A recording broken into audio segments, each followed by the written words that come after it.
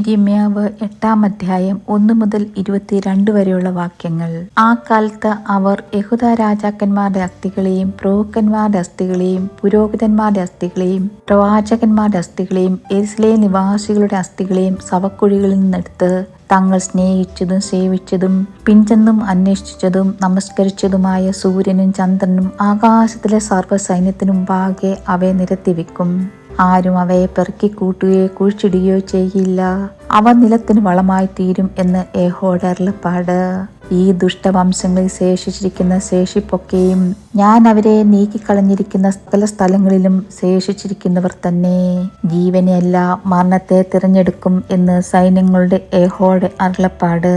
നീ അവരോട് പറയേണ്ടത് എന്തെന്നാൽ, യഹോവ ഇപ്രകാരം അരുളി ചെയ്യുന്നു: ഒരുത്തൻ വീണാൽ എഴുന്നേൽക്കില്ലയോ? ഒരുത്തൻ വഴിതെറ്റിപ്പോയാൽ മടങ്ങി വരികയില്ലയോ? യെരൂശലേമിലെ ജനമോ ഇടവിടാതെ പിന്മാറ്റമായി പിന്മാറിയിരിക്കുന്നതും വഞ്ചന മുറുകെ പിടിച്ചുകൊണ്ട് മടങ്ങി വരുവാൻ മനസ്സില്ലാതിരിക്കുന്നതും എന്ത്? ഞാൻ ശ്രദ്ധ വെച്ചു കേട്ടു, അവർ നേര് സംസാരിച്ചില്ല. അയ്യോ, ഞാൻ എന്തു ചെയ്തു പോയി എന്ന് പറഞ്ഞ് ആരും തന്റെ ദുഷ്ടതയെക്കുറിച്ച് അനുതപിച്ചില്ല.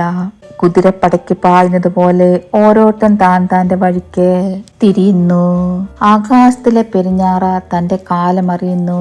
കുറുപ്രാവും മീവൽ പക്ഷിയും കൊക്കും മടങ്ങി വരുവാനുള്ള സമയം അനുസരിക്കുന്നു. എന്റെ ജനമോ യഹോവയുടെ ന്യായം അറിയുന്നില്ല. ഞങ്ങൾ ജ്ഞാനികൾ, യഹോവയുടെ ന്യായപ്രമാണം ഞങ്ങളുടെ പക്കലുണ്ട് എന്ന് നിങ്ങൾ പറയുന്നത് എങ്ങനെ? ശാസ്ത്രിമാരുടെ കള്ളെഴുത്ത് കോൽ അതിനെ വ്യാജമാക്കി തീർത്തിരിക്കുന്നു. ജ്ഞാനികൾ ലജ്ജിച്ചു ഭ്രമിച്ചു പിടിപെട്ടു പോകും. അവർ യഹോവയുടെ വചനം ധിക്കരിച്ചു കളഞ്ഞുവല്ലോ. അവർക്ക് എന്തോരു ജ്ഞാനമുള്ളൂ. അതുകൊണ്ട് ഞാൻ അവരുടെ ഭാര്യമാരെ അന്യന്മാർക്കും അവരുടെ നിലങ്ങളെ അവയെ കൈവശമാക്കുന്നവർക്കും കൊടുക്കും. അവരൊക്കെ ആബാലവൃത്തം ദിവ്യാഗ്രഹികളാകുന്നു. പ്രവാചകന്മാരും പുരോഹിതന്മാരും ഒരുപോലെ വ്യാജം പ്രവർത്തിക്കുന്നു.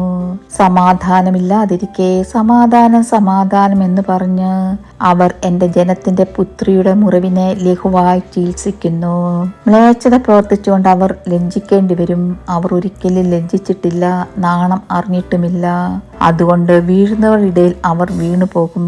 അവരുടെ ദർശനകാലത്ത് അവർ ഇടറി വീഴും എന്ന് യഹോവ അരുളി ചെയ്യുന്നു. ഞാൻ അവരെ സംഹരിച്ചു കളയും എന്ന് യഹോവയുടെ അരുളപ്പാട്. മുന്തിരിവള്ളിയിൽ മുന്തിരിപ്പഴം ഉണ്ടാകിയില്ല, അത്തിവൃക്ഷത്തിൽ അത്തിപ്പഴം ഉണ്ടാകിയില്ല. ഇലയും വാടിപ്പോകും. അവരെ ആക്രമിക്കുന്നവരെ ഞാൻ നിയമിച്ചിരിക്കുന്നു. നാം അനങ്ങാതിരിക്കുന്നതെന്ത്?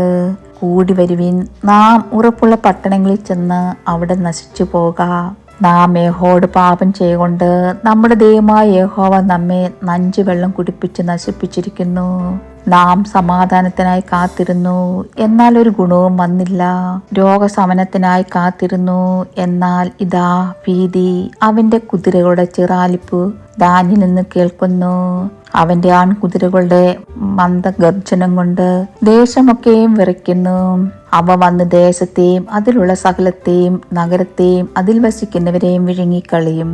ഞാൻ സർപ്പങ്ങളെയും മന്ത്രം ഫലിക്കാത്ത അണലികളെയും നിങ്ങളുടെ ഇടയിൽ അയക്കും. അവൻ നിങ്ങളെ കടിക്കും എന്ന് യഹോവയുടെ അരുളപ്പാട്. അയ്യോ, എന്റെ സങ്കടത്തിൽ എനിക്ക് ആശ്വാസം വന്നെങ്കിൽ കൊള്ളായിരുന്നു. എന്റെ മനസ്സ് വല്ലാതെ ഇരിക്കുന്നു.